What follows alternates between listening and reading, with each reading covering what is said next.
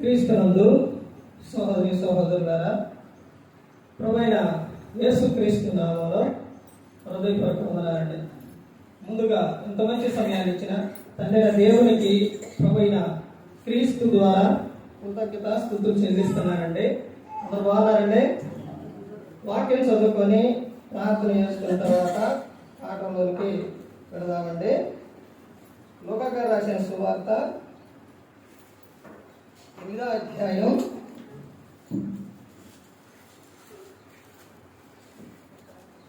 8వ అధ్యాయం 26వ వచనం నుంచి, వారు గలిలయకు ఎదురుగా ఉండు గెరాసీనీయుల దేశంలోకి వచ్చి ఆయన ఒడ్డున దిగినప్పుడు ఆ ఊరి వాడొకడు ఆయనకు ఎదురుగా వచ్చాను. వాడు దెయ్యములు పట్టిన వాడై బహుకాలము నుండి బట్టలు కట్టుకొనక సమాధులలోనే గాని ఇంటిలో ఉండువాడు కాడు. వాడు యేసును చూసి కేకలు వేసి ఆయన ఎదుట సాగిలపడి, యేసు, సర్వోన్నతుడైన దేవుని కుమారుడా, నాతో నీకేమి? నన్ను బాధపరచుకోమని నిన్ను వేడుకొనుచున్నానని కేకలు వేసెను. ప్రార్థన చేసి, పరలోకమందున్న మా తండ్రి, పరిశుద్ధ ప్రేమ గల తండ్రి, గొప్ప తండ్రి, యెహోవా తండ్రి, అయ్యా మీ ప్రియ కుమారుడు యేసుక్రీస్తు ప్రభువారి ద్వారా కృతజ్ఞతాస్తుతులు చెల్లిస్తున్నాము నాయన. అయ్యా ఆరాధన క్రమం అంతట్లో మీరే ముందు నడిపించండి నాయన. వాక్యం బోధించుండగా ఈ లోక సంబంధమైన జ్ఞానంతో కాకుండా మీ జ్ఞానంతో మాట్లాడే భాగ్యం దయచేస్తారని మా ప్రభువైన యేసుక్రీస్తు నామములో వేడుకుంటున్నాం తండ్రి, ఆమేన్. ప్రభువైన యేసుక్రీస్తు నామములో హృదయపూర్వక వందనాలండి. దేవుని కుమారుడు యేసుక్రీస్తు ప్రభువు ఈ లోకానికి వచ్చిన తర్వాత పరలోక రాజ్యం సమీపిస్తుంది కనుక మారు మనసు పొందమని ప్రకటింప మొదలుపెట్టారు. అంశం పాఠం పేరు అంశమన్నా పాఠం పేరన్నా ఒకటేగా. అంశం, నీకు నీవు హాని చేసుకోకు. నీకు నీవు హాని చేసుకోకు. ఈ విషయం మీద బైబిల్ గ్రంథంలోని చాలా విషయాలు ఉన్నాయి, కానీ 7 విషయాలు చూద్దాం.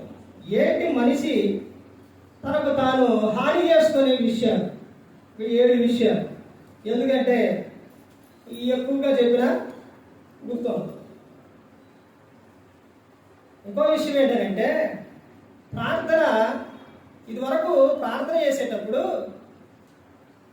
నాకు ముందుగా తండ్రి ఈ లోక సంబంధమైన జ్ఞానంతో కాకుండా మీ జ్ఞానంతో మాట్లాడే భాగ్యం దయచేయమని ఆ ప్రార్థన చేసేటప్పుడు అందులో ఒక పదం ఉపయోగించేవారు. ఏంటంటే, అయ్యా వాక్యం బోధించుండగా వినువారు మంచి హృదయం తిని వాక్యానుసారంగా నడిచే భాగ్యం దయచేయమని ప్రార్థన చేస్తే ఆ ప్రార్థన అయిపోయిన తర్వాత అసలు ఎవడు ఆమె అనడు. ఆమె అనేది వచ్చేది కదా. ఆమె ఎందుకు ఎప్పుడు అంటారు తెలుసా? వాళ్ళకి ఇష్టమైనప్పుడు అంటారు, వాళ్ళకి నచ్చినప్పుడు అంటారు, వాళ్ళకి అనుకూలంగా ఉన్నప్పుడు అంటారు. అర్థమైందండి? ఆ విషయం వచ్చేది కాదు. ఎందుకనంటే ఆ చెప్పే వాక్యానుసారంగా ఆమెనంటే అవునుగాక జరుగునుగాక అనే విషయాలు ఇవన్నీ వస్తాయి అన్నమాట. అబ్బో ఇదంతా మనం ఎక్కడక్కడ నడుస్తూ అనట్లేదు. అప్పుడు అర్థమయ్యి ప్రభువా చెప్పడం అంటే మీరు చెప్పమన్నది నా ఇష్టానుసారంగా కాదు, మీరు చెప్పమన్నది చెప్పడం. మీరు పంపిస్తేనే ఎక్కడికైనా వెళ్ళేది. మీరు ఏదైతే చెప్పమంటారో అదే చెప్పు. ఆ తర్వాత వాళ్ళ ఎలాగంటే లూదియా పౌలు గారు వాక్యం చెప్పినప్పుడు ప్రభు లూదియా ఒక హృదయాన్ని ఏం చేశారంట? తెరిచారు. ఇప్పుడు తెరిచినప్పుడు పౌలు గారు చెప్పిన వాక్యాన్ని విని ఆమె ఏం చేసింది? మారింది. అలాగే వాక్యము ఏం చేస్తుంది అంటే, వాక్యము అది ప్రతి ఒక్క మనిషిని కూడా ఏం చేస్తుందంటే వెలిగిస్తుంది, ప్రతి ఒక్కరిని కూడా మార్చే విధంగా ఉంటుంది. ఇప్పుడు వాక్యము విషయానికి వచ్చేసరికి పరిశుద్ధాత్ముడు ఏం చేస్తారంటే ఆయన అక్కడ ఉన్నవారి, ఇప్పుడు ఇక్కడ ఉన్న వారిలో కానీ మైకు వినే యంత్రం ద్వారా కానీ యూట్యూబ్ ద్వారా కానీ ఈ 3 చోట్ల వినే వారి గురించి నాకేమైనా తెలుసా? తెలియదు. కానీ ఇక్కడ వినేవారు, మైకు వినే యంత్రం ద్వారా వినేవారు, ఫోన్ యూట్యూబ్ ద్వారా వినేవారు, వాళ్ళు ఎలాగనంటే ఇప్పుడు ప్రతి ఒక్కరితోని ఎవరైతే ఏ ఆలోచన కలిగి ఉంటారో, ఎవరికి ఏదైతే అవసరమో ఆ విషయాన్ని పరిశుద్ధాత్ముడు వెల్లడిపరుస్తుంది, వారికి తెలియపరుస్తుంది. ఏదైతే కలిగి ఉన్నావో, ఏ బాధతో ఉన్నావో, నీకు ఏది అవసరమో అక్కడ పరిశుద్ధాత్ముడు ఆ మాటను చెప్పేస్తాడు. భూమి మీద మనిషి ఎలా ఉండాలని దేవుడు కోరుకున్నాడండి?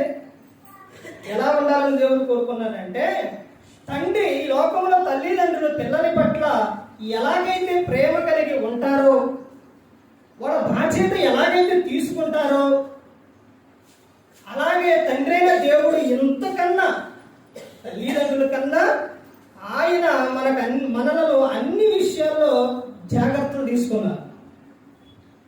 ఈ లోకంలో ఉండే విషయాల్లో జాగ్రత్త తీసుకున్నారు. తర్వాత నా పిల్లలు ఏడకెళ్ళి 7 నుంచి తర్వాత నా దగ్గరకు రావడానికి ఎలాంటి జాగ్రత్తలు తీసుకోవాలో అవి కూడా చెప్పారు. ఇన్ని జాగ్రత్తలు తీసుకున్న తండ్రి అయిన దేవుడు నా యొద్దకు రావాలి నా పిల్లలు అంటే నాతో పాటు ఉండాలి.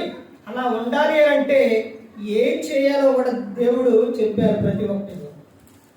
కానీ దేవుడు చెప్పిన మాటను మరిచిపోయి మనిషి తనకు తానే ఏం చేసుకుంటున్నాడంటే హాని చేసుకుంటున్నాడు.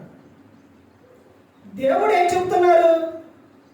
క్రైస్తవులుగా ఎప్పుడైనా ఆలోచించారంటే మనిషి అన్ని విషయాల్లోని మేలులు వెతికే మనిషి, జాగ్రత్తలో కొన్ని విషయాల్లో మనిషి జాగ్రత్తలు తీసుకున్నాడు.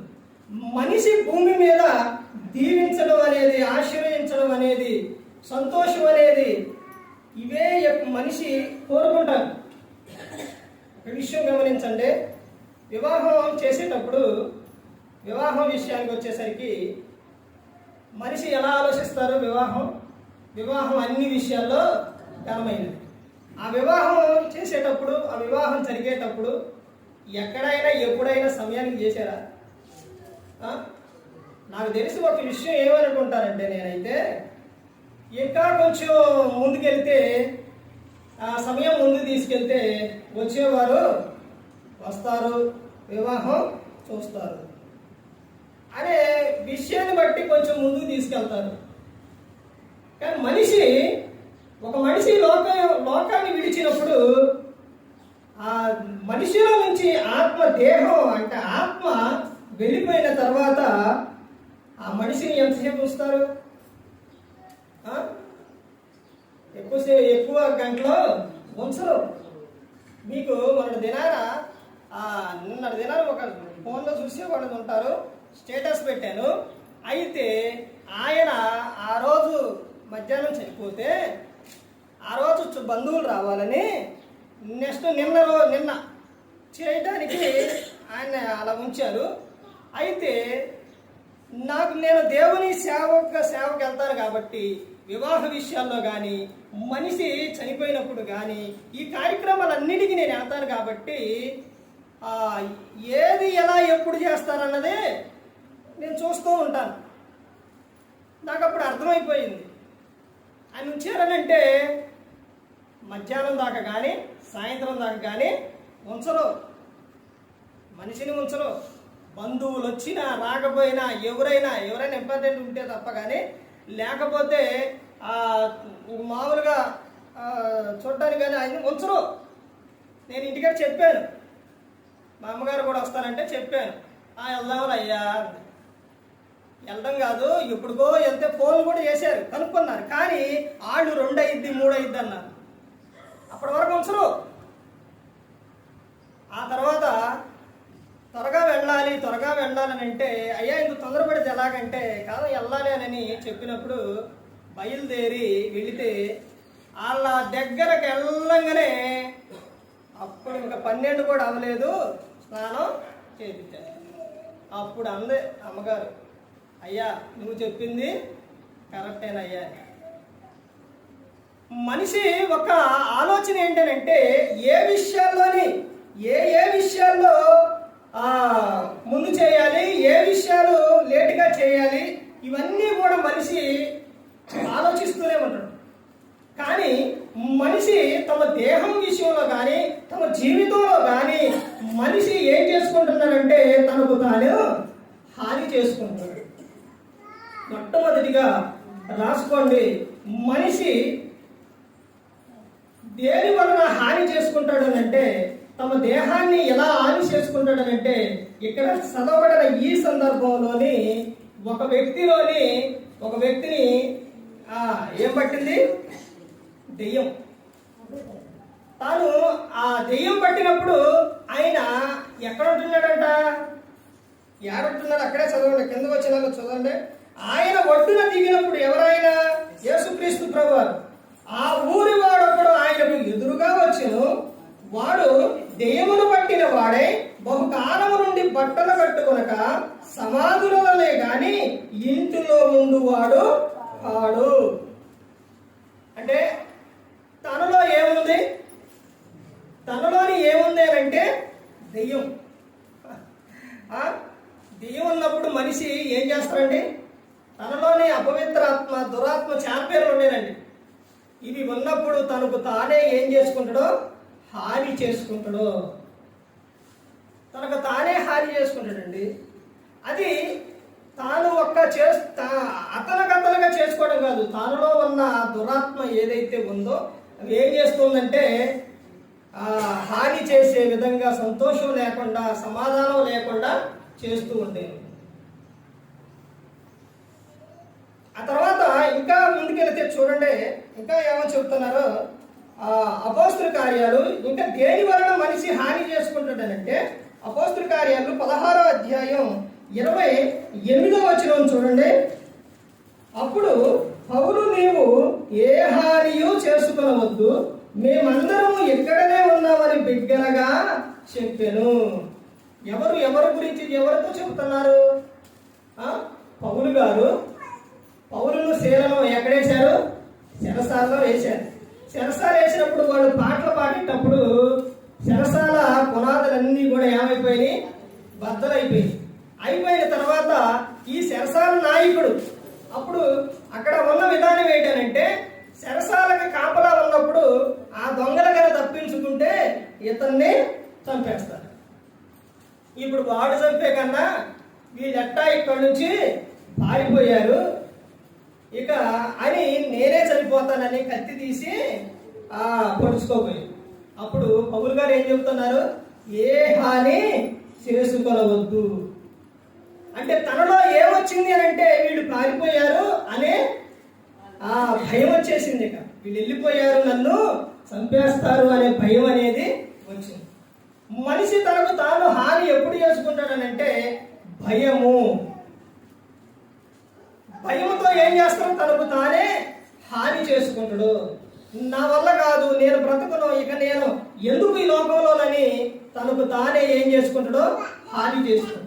కత్తి తీసుకొని పొడుచుకోవడాలు, తాగటాలు, లేకపోతే తన భయం మనిషిలో ఉండకూడదు. ఏంటంటే దేవుని పట్ల భయం ఉండొచ్చు, కానీ లోకంలో ఉన్నప్పుడు నువ్వు ఎవరి పట్ల భయం అనేది ఉండకూడదు. అర్థమవుతుందండి? నువ్వు ఎవరికి భయపడాలని చెబుతున్నారనంటే నువ్వు ఈ లోకం విడిచినప్పుడు చంపిన తర్వాత దేహమును ఆత్మను రెండింటిని కలిపి నరకంలో పడగల శక్తి గల వారికే నువ్వు భయపడాలి. ఆయనకే భయపడాలి, కానీ ఎవరికి భయపడకూడదు. ఈ భయం వలన ఇతను ఏం చేసుకోబోయాడు? హాని చేసుకోబోయాడు. అప్పుడు పౌలు గారు చెబుతున్నారు కదా, నువ్వు ఏ హాని చేసుకొనవద్దు, మేము ఇక్కడే ఉన్నాము అని చెబుతుంది. మనిషిలో భయాన్ని ఏం చేస్తుందనంటే అది సంతోషంగా ఉంచుదండి భయం. అందుకని దేవుడు చెప్తున్న విషయం ఏంటంటే నువ్వు ఏ విషయాల్లో కూడా భయపడవద్దు, నేను నీకు తోడుగా ఉన్నాను, అండగా ఉన్నాను. నీకు ఏ సమస్య అయినా, ఏ బాధ అయినా కానీ నాకు మొరపెట్టు, నాకు చెప్పు, నేను నీ తండ్రిని అని ఆయన చెబుతాను. తల్లిదండ్రికి పిల్లలు చెప్పకుండా ఏదైనా కానీ చేయాలన్నా కానీ అది ఎలా ఉంటుంది ఒకసారి ఆలోచించండి. తల్లిదండ్రుల నుంచి దూరంగా వెళ్ళిపోతే పిల్లల పరిస్థితి ఎలా ఉంటుందో ఒకసారి ఆలోచించండి. అందుకని యేసుక్రీస్తు ప్రభువారు ఒక ఉపమానం చెప్పారు ఇద్దరు కుమారుల గురించి. వాళ్ళలో చిన్నాయన తన ఆస్తి తీసుకొని దూర ప్రాంతం వెళ్ళి దుర్యాపారం వలన మొత్తం కూడా దాన్ని పాడు చేసుకున్న తర్వాత అందరూ అప్పటి వరకు ధనం ఉన్నప్పుడు అంతా ఉన్నప్పుడు ఉన్నారు. అది అయిపోగానే ఏమైపోయారు? మొత్తం ఎటువంటి వెళ్ళిపోయారు. ఇప్పుడు ఆయన ఎక్కడి వరకు వెళ్ళిండు? ఆయన దగ్గర లేనప్పుడు పందులు తేనె పొట్టు వరకు వెళ్ళిపోయాడు. అంత కారణం, అంత బాధ ఎందుకు వచ్చింది? ఎక్కడి నుంచి వెళ్ళిపోయాడు ఆయన? తండ్రి వద్ద నుంచి వెళ్ళిపోయాడు. ఆయనకి ఏం ఆలోచన వచ్చినప్పుడు? నేను తండ్రి దగ్గరికి వెళ్ళి, అయ్యా నేను పరలోకమందున్న దేవునికి నీకు విరోధంగా నేను తప్పు చేశాను అన్ని చెప్పుకుంటానని తాను ఆలోచించుకొని తిరిగి వస్తూ ఉంటే తండ్రి ఏం చేసిందంటే పరుగున వెళ్ళి కౌగిలించుకొని మెడ మీద ముద్దు పెట్టుకొని ఆడతో ఏమని చెప్పారు? పరివారితో, నా కుమారుడు తప్పిపోయి దొరికిండు, చనిపోయి బ్రతికిండు, ఇవన్నీ కూడా చెప్పి తీసుకొచ్చి గొప్ప విందు చేసి. తండ్రికి దూరంగా ఉన్నప్పుడు సంతోషంగా ఉంటా? తినడానికి అన్నిటికీ ఎంత ఇబ్బంది పడ్డాడండి. తండ్రి యొద్దకు వచ్చినప్పుడు ఎలా ఉంది? అన్ని సమృద్ధిగా దొరికింది. అలాగే దేవుని యొద్దకు వచ్చినప్పుడే, దేవుని యొద్ద ఉన్నప్పుడే మనకు ఆనందం, సంతోషం అన్ని సమృద్ధిగా ఉంటాయి. ఎప్పుడైతే తండ్రి నుంచి, దేవుని నుంచి దూరం అవుతామో అన్నీ వస్తాయి అన్నమాట. అర్థమైందండి? అన్ని బాధల్లో పడాల్సి వస్తుంది. అందుకనే ప్రతి ఒక్కరూ కూడా గమనించుకోవాలి. ఇదిగో నువ్వు ఏ విషయాల్లో భయపడద్దు, చింతపడద్దు అని చెప్తున్నా. బైబిల్ గ్రంథంలో ఎన్నో విషయాలు ఉన్నాయి. దేవునికి మొరపెట్టుకుంటే ఆయన ఎలా మొరపెట్టుకోవాలి, ఏ విధంగా చెప్పాలి, ఆ విషయాలన్నీ కూడా దేవుడు స్పష్టంగా ఈ గ్రంథంలో రాపించాడు. ఇదిగో నా పిల్లలకు ఏది అవసరమో, ఏది కావాలో ఆ ప్రతి ఒక్కటి కూడా నేను వాళ్ళకి చెప్పాలి, తెలియపరచాలి అని దేవుడి గ్రంథంలో రాపించాడు. సేవకులు పంపించేది కూడా అందుకేనండి. అర్థమైందండి? ఆయన మాటలను తెలియపరచడం. దేవుడి గ్రంథాన్ని ఇచ్చారు, దీన్ని చదువుకుంటే ఇంకా ప్రతి ఒక్కటి కూడా మనకి ఇంకా అర్థమైంది. భయం చేత మనిషి ఏం చేసుకుంటాడంటే తనకు తానే హాని చేసుకుంటాడు. అందుకని దేవుడు చెప్తున్న విషయం, నువ్వు ఏ హాని కూడా చేసుకునవద్దు. నువ్వు దేవుడు మనల్ని కాపాడుతున్నారనంటే ఒక విషయం ఏంటో తెలుసండి, దేవుని ఆత్మ మనలో ఉంది. రెండో విషయం ఏంటంటే మనం ఎవరి పోలిక, ఎవరి స్వరూపం అంటే దేవుని పోలిక, దేవుని స్వరూపం. అసలు దేవుడు ఎవరికి నరకం అని అంటే అపవాదికి, వాని అనుచరులకు. ప్రభువా, మమ్ములను నీ స్వరూపంలో చేసి, నీ పోలికగా చేసి, మరలా నరకం చేసి మమ్మలను అందులో పడేస్తావా ప్రభువా, పడేస్తున్నావా అని మనిషి ఒక ఆలోచనతో అడుగుతున్నామని ముందు దేవుడు గ్రంథంలో రాపించారు. నాయన నీకు కాదు నరకం, మరి అదేంటయ్యా నరకానికి వెళ్ళిపోతున్నారని అంటే అపవాదిని వెంబడించడం వలన మనిషి అపవాది చెప్పినట్టు చేయడం వలన, అపవాదిని వెంబడించడం వలన నరకానికి వెళ్ళిపోతున్నారు. అందుకని దేవుడు చెప్పారు, ఆ నరకం ఎలా ఉంటుందో కూడా చెప్పారు. అక్కడ అగ్ని ఆరదు, పురుగు చావదు. నేను ఇచ్చిన ఆత్మను నువ్వు బలవంతంగా దాన్ని తీసేయకూడదు. ఇదిగో నేను నీకు ఎప్పటి వరకు అయితే ఆయుష్కాలం ఇచ్చానో అప్పటి వరకు కూడా భూమి మీద నువ్వు అలాగే ఉండాలి. మధ్యలో నువ్వు ఆత్మను ఏం చేయకూడదు, హత్య చేయకూడదు. అలా ప్రయత్నించడాలు కానీ, అలా ప్రయత్నించేటప్పుడు ఏం జరిగిందో తెలుసండి. నువ్వు అలా ఏదో ఒకటి చిన్నదంగా మెడకే ఉరేసుకున్నావో, లేకపోతే ఏదో ఎందుకనంటే కొంచెం బెదిరిద్దాం అని అలా ఆడియన్స్ చూసేటప్పుడు అలా పెట్టుకోవడానికి, లేకపోతే తాగేటప్పుడు ఇలా పోసుకొని బెదిరిద్దాం. ఇవన్నీ కానీ చేసేటప్పుడు ఆడేం చేస్తాడో తెలుసా, నవ్వాదే దగ్గరికి వెళ్ళేసరికి పక్కనట్టు పెట్టి ఎక్కుతాం. అర్థమైందంటే పెట్టుకో, ఇంకా ఆలస్యం ఎందుకు అన్నాడు. తాగేటట్ట పోసుకోవడం ఎందుకు, తాగే. అర్థమైందంటే క్షణాల్లో ఏమైపోతుంది, వీళ్ళు ఆ తాగేసరికి ఏమైపోతుంది అంటే వాళ్ళు వీళ్ళు హాస్పిటల్ పరిగా ఇదనేసరికి వెళ్ళిపోయి ఆ తర్వాత నువ్వు కూడా అంతేనండి. అర్థమవుతుందండి? ఎలాంటి పనులు నువ్వు భూమి మీద చేయొద్దు, నువ్వు హాని చేసుకోవద్దు. అలా జరిగితే నువ్వు బలవంతంగా ఆత్మను గల హత్య చేస్తే ఆత్మ ఎవరు అనుకున్నారు?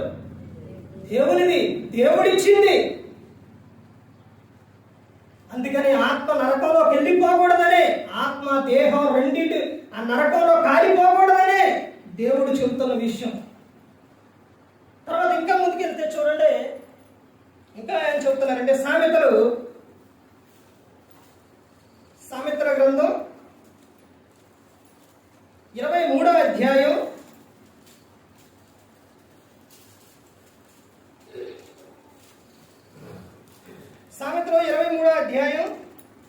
29వ వచనం.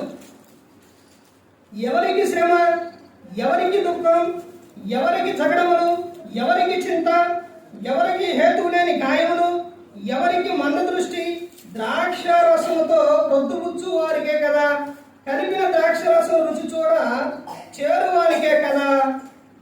చూసారండి, ఇక్కడ ఈ సందర్భం మొత్తం చదువుకొని పోతే చాలా ఉంటుందండి.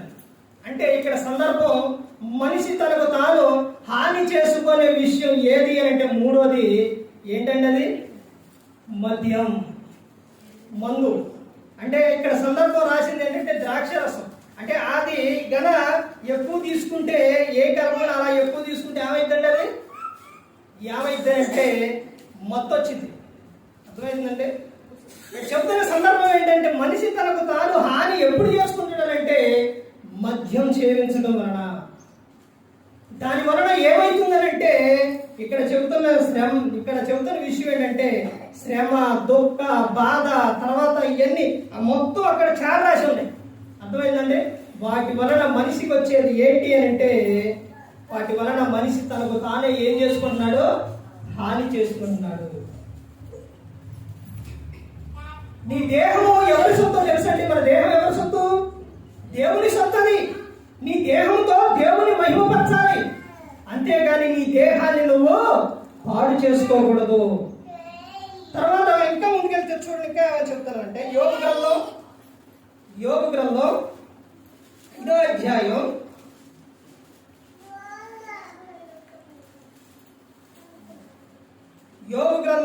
5వ అధ్యాయం 2వ వచనం.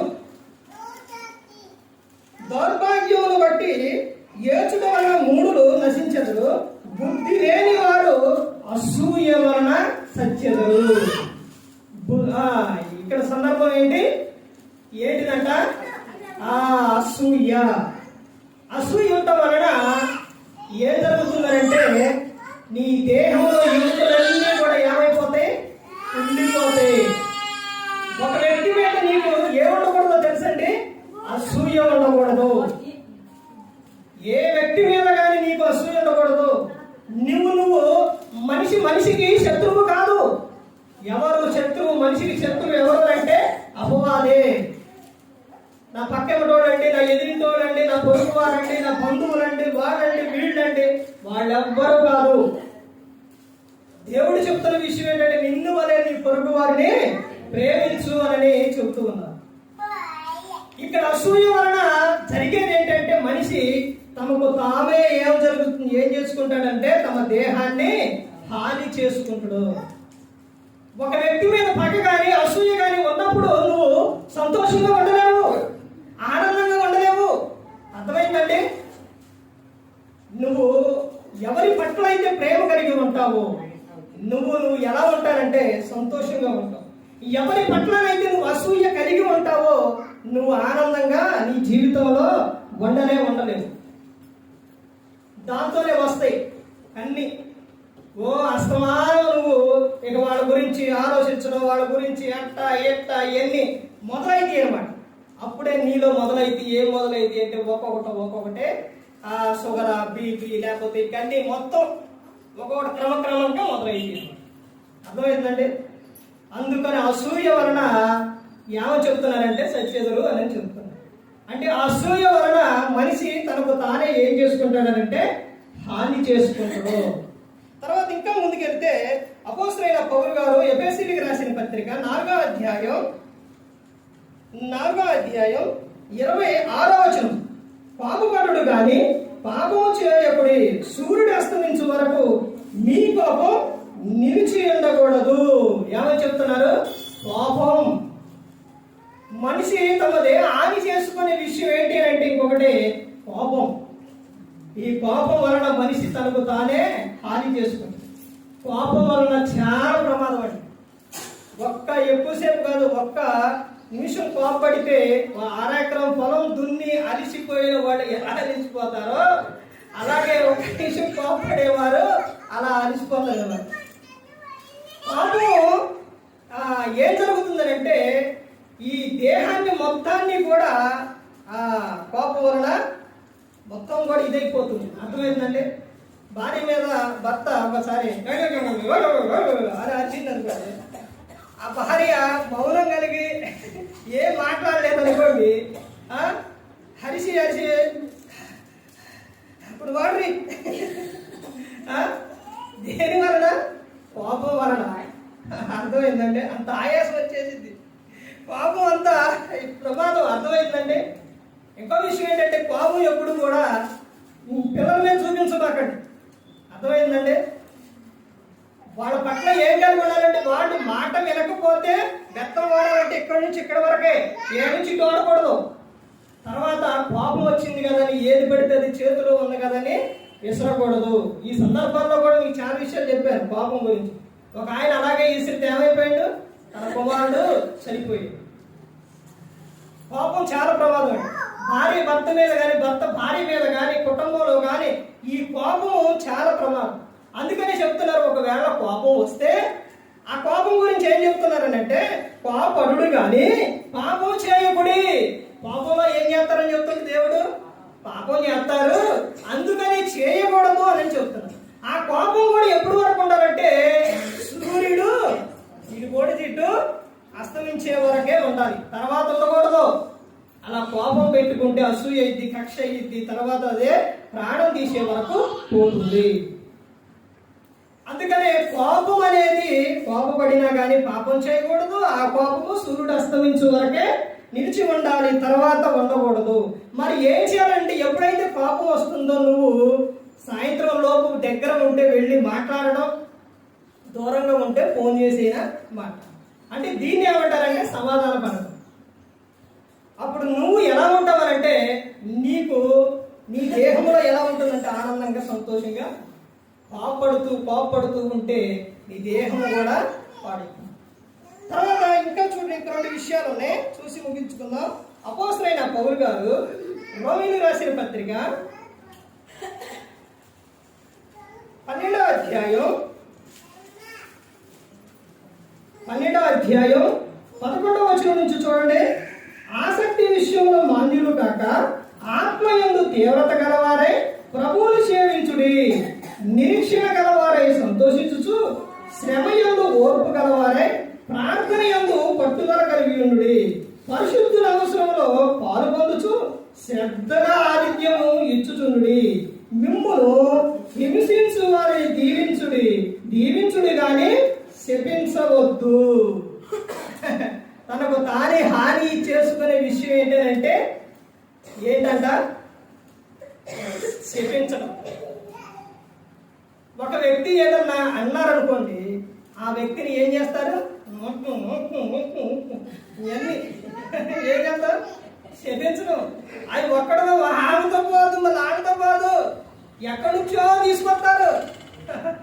అర్థమైందండి? శపించడం. అదే ఇదైపో ఇక ఇందులోని మామూలు మీద అవ్వదనమాట. అర్థమైందండి? ఆ సందర్భంలో తనకు తానే ఏం చేసుకుంటున్నారంటే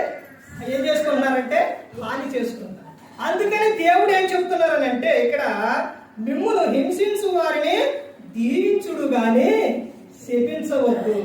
అలా అన్నప్పుడు చిరునవ్వుతో వాడు ఇలా అన్నప్పుడు, అమ్మా మీరు బాగుండాలమ్మా, మీరు మంచిగా ఉండాలి, మీరు బాగుండాలని వారిని దీవించండి. వాడు ఏంది నేను ఇట్ట మాట్లాడుతున్నా కానీ వీళ్ళేంటి ఎట్టంటున్నారు. వాళ్ళలో మీ మీద ఏముండదు.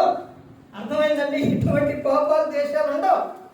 అందుకనే చెప్తున్నారు కదా, మిమ్మల్ని హింసించు వారిని దీవించుడు కానీ శపించవద్దు.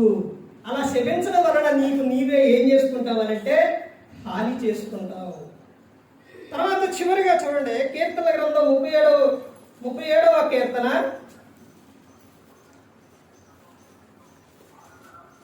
37వ కీర్తన 8వ వచనం.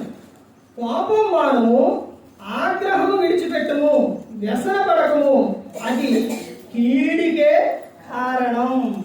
ఇక్కడ ఎన్ని విషయాలు ఉన్నాయంటే ఎన్ని చూపించిండు చూడండి. ఒకటి కోపం మానము, తర్వాత ఆగ్రహము విడిచిపెట్టుము, వ్యసన పడకము, అది దేనికంట మంచికే కారణం అని ఉందండి. అక్కడ కీడుకే కారణం. ఆగ్రహం అనేది మనిషిలో ఉండకూడదండి. కోపం ఉండకూడదు. కోపం గురించి ఇందా చెప్పాను కదా. తర్వాత ఆగ్రహం ఏం చేయాలంటే వాటిని విడిచిపెట్టుండి. కొలసీలకు 3:8 కోపం, ద్వేషం, ఆగ్రహం ఇవన్నీ కూడా వీటన్నిటిని కూడా ఏం చేయాలని చెప్పారనంటే వాటిని విడిచి విసర్జించుడి అని చెప్తున్నారు. వ్యసన పడవు. అది దేనికి కారణం అంటే కీడుకే కారణం కానీ మంచికి కారణం కాదు. ఇదిగోండి, ఈ 7 విషయాలు కూడా మనిషిలోనే ఉండకూడదు.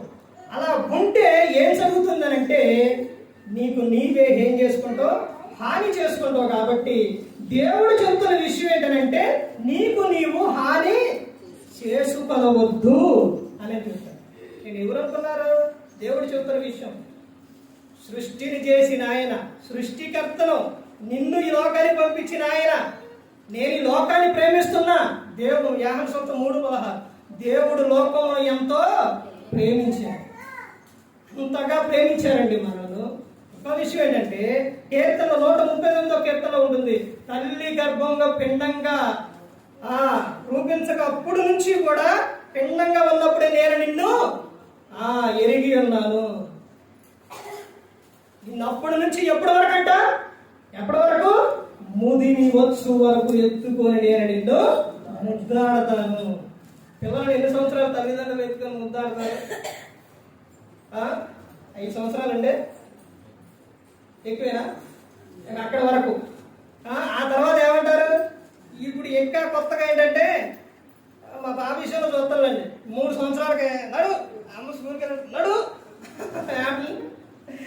నడిపిస్తున్నారు. కానీ దేవుడు ఏమని చెబుతున్నారు? తల్లిదండ్రులు ఎత్తుకుంటారండి. దేవుడు ఏం చెప్తున్నారు అంటే ముదిమి వచ్చు వరకు, అంటే వృద్ధాప్యానికి వచ్చే వరకు కూడా నేను నిన్ను ఎత్తుకొనే ముద్దాడతాను, నిన్ను నేను విడిచిపెట్టను. నువ్వు నాతో ఉండాలి, ఆనందంగా ఉండాలి, సంతోషంగా ఉండాలి. శిష్యులతో యేసుక్రీస్తు ప్రభువు చెప్పిన విషయం, నేను ఇక్కడి నుంచి వెళ్ళిన తర్వాత అక్కడ మీకు స్థలం సిద్ధపరచడానికి వెళుతున్నాను అని చెప్తాను. దేవుడు అన్ని విషయాల్లో, అన్ని సందర్భాల్లో చెప్తున్న విషయం, నేను నిన్ను విడిచిపెట్టను. దేవుడు పితరుల యుగం, ధర్మశాస్త్ర యుగం, క్రైస్తవ యుగం, క్రీస్తు యుగం, 3 పితరుల యుగంలో వ్యక్తిగతంగా చెప్పాడు. ధర్మశాస్త్ర యుగంలో నాయకులు వాళ్ళని పంపించేటప్పుడు మోషే గారికి, యెహోషువ గారికి వీళ్ళందరూ చెప్పిన విషయం. క్రైస్తవ యుగంలో యేసుక్రీస్తు ప్రభువు చెప్తున్న విషయం, ఇదిగో నేను మీకోసం వచ్చాను, మీకోసం నేను సిలువలో ప్రాణం పెట్టాను. మనిషి తాను చేసిన తప్పుకు తానే బాధపడాలి, ఎవరు చేసిన శిక్షకు వారే భరించాలి. కానీ మీరు చేసిన తప్పుకు, మీరు చేసిన పాపానికి నేను బలయ్యాను, అవన్నీ కూడా నా మీద వేసుకున్నాను. వ్యభిచారంలో పట్టబడిన స్త్రీని తీసుకొచ్చినప్పుడు వారు అక్కడ తీసుకొచ్చిన తర్వాత ఏమన్నారండి? ఏం తప్పు చేసింది, ఏం చేయాలి అన్నప్పుడు అప్పుడు యేసుక్రీస్తు ప్రభువు చెప్పిన విషయం, మనిషి పట్ల అప్పుడైనా అర్థం మనిషి తెలియాలండి ఎంత ప్రేమ కలిగి ఉన్నారో. ఇప్పుడు ధర్మశాస్త్రంలోని వ్యభిచారం చేసిన వారిని రాళ్ళు రూపి కొట్టి చంపాలి. ఇప్పుడు అలా ఆ విషయం చెప్పాడు అనుకోండి, ఏమంటారు వాళ్ళు? అదేంటయ్యా స్త్రీని కొట్టిందన్నమాట అని అంటారు. ఇప్పుడు వద్దులే, పోనీలే, విడిచిపెట్టేయండి అని కానీ అన్నారు అనుకోండి యేసుక్రీస్తు ప్రభువు, ఏమంటారు వాళ్ళు? అదేంటయ్యా, ధర్మశాస్త్రంలో అట్టుంటే నువ్వేమో ఎట్టు చెబుతావా అని అంటారు. అందుకని ఆయన జ్ఞాని కాబట్టి ఆయన ఏం చెప్పారంటే, ఆయన ఒంగోని రాస్తూ ఉంటే కూర్చొని అయినప్పటికీ ఆగల. అప్పుడు ఆయన నిలబడి ఏమన్నారు? మీలో పాపము లేని వారు ఆ మీద రాయారు. అక్కడ ఉంటుంది, పిల్లల కాంచి పెద్దల వరకు మొత్తం ఎవ్వరు కూడా రాయకుండా వెళ్ళిపోతారు. అప్పుడు యేసుక్రీస్తు ప్రభువు అడుగుతారు, అమ్మ ఏరంటే ఎవరో నిన్ను శిక్షించలేదా అని అంటే, ఎవ్వరూ శిక్షించలేదు ప్రభువా అన్నప్పుడు, అమ్మ నేను కూడా నిన్ను శిక్షించను, వెళ్ళి మరలా ఇక చేయకు అని చెప్పాను. నేను శిక్షించను, మరలా ఇక నువ్వు చేయొద్దు అని చెప్తాను. నేను మిమ్మల్ని అందరినీ క్షమించి మిమ్మల్ని అందరినీ కూడా పరలోకం తీసుకెళ్ళడానికి లోకానికి వచ్చింది. నువ్వు ఏది చేయాలో ఏది చేయకూడదు అవన్నీ కూడా ప్రతి ఒక్కటి ఇందులో దేవుడు రాపించే ఉంచారండి. ఈ గ్రంథం చదివితే ప్రతి ఒక్కటి కూడా అర్థమవుతుంది. అంటే దేవుడు మనిషిని ఎప్పుడు వదిలిపెట్టారండి? ఎప్పుడైనా విడిచిపెట్టారా? నన్ను దేవుడు విడిచిపెట్టాడు అనేవాడు ఉన్నారా? దేవుడు ఎప్పుడు విడిచిపెట్టలా. యేసుక్రీస్తు ప్రభువుని పంపిస్తే ఆయన మన కోసం శిలువలో ప్రాణం పెట్టారు. ఆయన ఇక్కడి నుంచి వెళ్ళిన తర్వాత పరిశుద్ధాత్మ దేవుడు ఇప్పుడు మనం నడిపిస్తున్న ఆయనే మనకు ఆలోచన ఇచ్చి, ఇదిగో నువ్వు ఎలా ఉండాలి, నీకు ఏదైతే అవసరమో అవన్నీ కూడా ఆలోచన ఇచ్చి నడిపిస్తున్న ఆయన. మనం దేవునికి మొరపెట్టుకుంటే యేసుక్రీస్తు ప్రభువారి ద్వారా మన ప్రతి అవసరం కూడా ఆయన తీరుస్తారు. ఫిలిప్పీయులకు 4వ వచనం నుంచి 7వ వచనం వరకు, తర్వాత 19వ వచనంలో ఈ వచనాలన్నీ కూడా ఉంటాయండి. ఇర్మియా 33:3 నాకు మొరపెట్టుకో, నేను నీకు ఉత్తరం ఇచ్చేదను, మీకు తెలియని సంగతులు గూఢమైన సంగతులు నేను నీకు తెలియపరుస్తాను అని చెబుతున్నాను. కానీ ఎవరు చెప్తారండి? కానీ మనిషి ఏం చేసుకున్నాడు? అపవాదికి అవకాశం ఇస్తుండో, లోకానికి భయపడుతుండో, తర్వాత మద్యం సేవించిన వలన తన హాని చేసుకుంటుండో, తర్వాత అసూయ వలన, కోపం వలన, తర్వాత శపించడం వలన, తర్వాత ఆగ్రహం వలన, వీటన్నిటి వలన మనిషి ఏం చేసుకుంటాడో తనకు తానే హాని చేసుకుంటాడు. నాయన ఇవి మీలో ఉండకూడదు. గలతీలకు అపోస్తలుడైన పౌలు గారు గలతీకి రాసిన పత్రిక 5వ అధ్యాయం అక్కడ 19వ వచనంలో ఏమంటాయండి? శరీర కార్యాలు ఉంటాయి, అవి మీలో ఉండకూడదు, మీరెవరు నా సొత్తు అని చెబుతున్నారు. 22వ వచనంలో ఏముంటుందండి? ఏముంటాయి? శరీర కార్యాలు ఉన్నప్పుడు దాంతో పాటు ఇంకొకటి ఉందకండి. ఏంటది? ఆత్మఫలాలు. ఆత్మఫలాలు మీలో కనపడవలసింది, అవి కనపడాలి. శరీర కార్యాలు మీలో కనపడకూడదు. శరీర కార్యాలు మీలో కనపడితే అవి మీకు హాని చేస్తాయి. మీరు లోకం విడిస్తే నరకానికి వెళ్ళిపోతారు. అలా వెళ్ళిపోకూడదు. మీరు నరకానికి వెళ్ళిపోవడానికి కాదు నేను ఈ లోకానికి పంపించింది, నా స్వరూపంలో చేసుకుందని దేవుడు చెబుతున్నారు. నాతో పాటు యుగ యుగాలు తరతరాలు మీరు ఎలా ఉండాలి? ఆనందంగా సంతోషంగా ఉండాలని దేవుడు కోరుకున్నారు. అందుకని ప్రతి ఒక్కరు గమనించుకోవాలని, ఏ ఒక్కరు కూడా నశించి నరకానికి వెళ్ళిపోకూడదని యేసుక్రీస్తు ప్రభువు ఈ లోకానికి వచ్చి మనందరి కోసం శిలువలో తన ప్రాణాన్ని పెట్టి ఉన్నారు. మరి ఈ విధంగా నిలబెట్టి మాట్లాడించిన తండ్రి అయిన దేవునికి కృతజ్ఞతాస్తుతులు చెల్లిస్తూ, ఎంతవరకు శ్రద్ధగా ఉన్న మీకు ప్రభు పేరున హృదయపూర్వక వందనాలు చెల్లిస్తూ ఈ మాటలు ముగిస్తున్నా. అందరికీ వందనాలు.